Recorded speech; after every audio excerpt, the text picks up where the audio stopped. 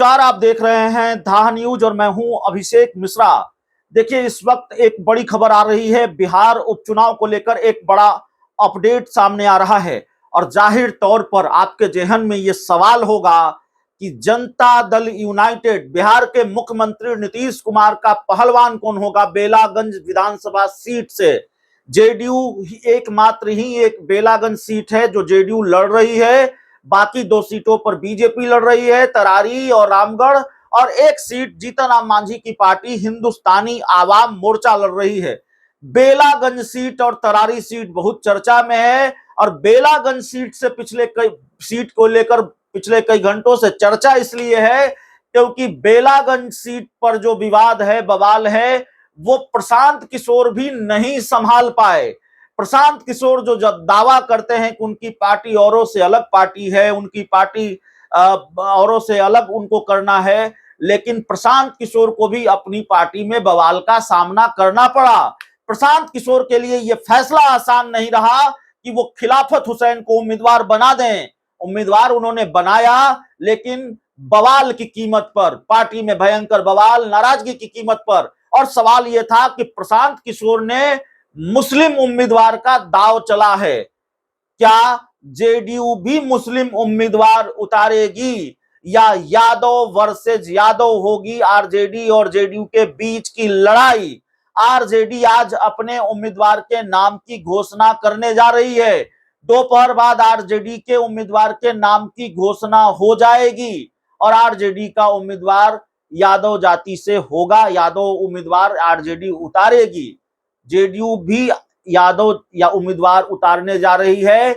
मनोरमा देवी के नाम पर जनता दल यूनाइटेड ने मुहर लगाई है। मनोरमा देवी के नाम पर जेडीयू ने मुहर लगाई है और जेडीयू बेलागंज सीट से मनोरमा देवी को चुनावी मैदान में उतारने जा रही है।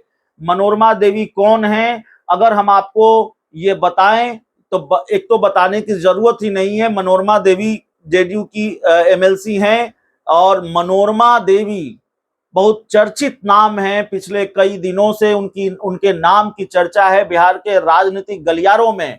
और मनोरमा देवी के नाम की चर्चा इसलिए नहीं है पिछले कई दिनों से बिहार के राजनीतिक गलियारों में क्योंकि मनोरमा देवी को टिकट मिलना था या मनोरमा देवी टिकट की दावेदार थी, बल्कि मनोरमा देवी के नाम की चर्चा पिछले कई दिनों से राजनीतिक गलियारों में अगर है तो वो इसलिए है कि मनोरमा देवी पर एनआईए का शिकंजा कसता रहा है।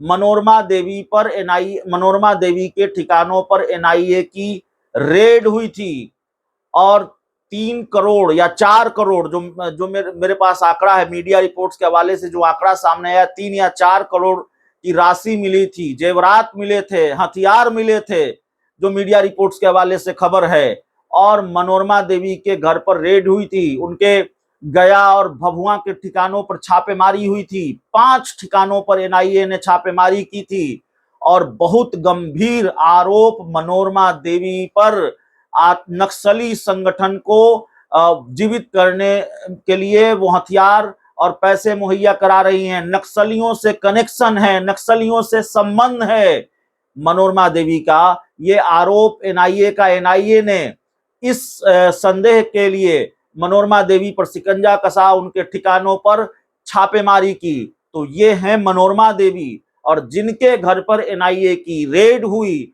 जिन पर नक्सलियों के साथ कनेक्शन का आरोप लगा, उनको जेडीयू ने उम्मीदवार बनाया है। बेलागंज सीट से उनको जेडीयू ने टिकट दे दिया है।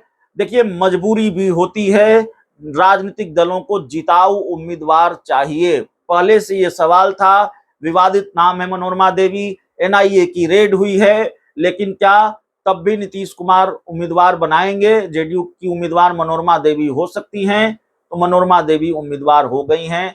जिताऊ उम्मीदवार, जाहिर तौर पर राजनीतिक दलों को जिताऊ उम्मीदवार की तलाश होती है। मनोरमा देवी उस इलाके की प्रभावशाली नेत्री हैं और मनोरमा देवी वहां के राजनीतिक समीकरणों में भी फिट बैठती हैं। जहां तक मेरी जानकारी है, यादव समाज से आती हैं, तो आरजेडी के यादव उम्मीदवार की काट के तौर पर मनोरमा देवी को मैदान में उतारा है जेडीयू ने। बहुत बहुत धन्यवाद।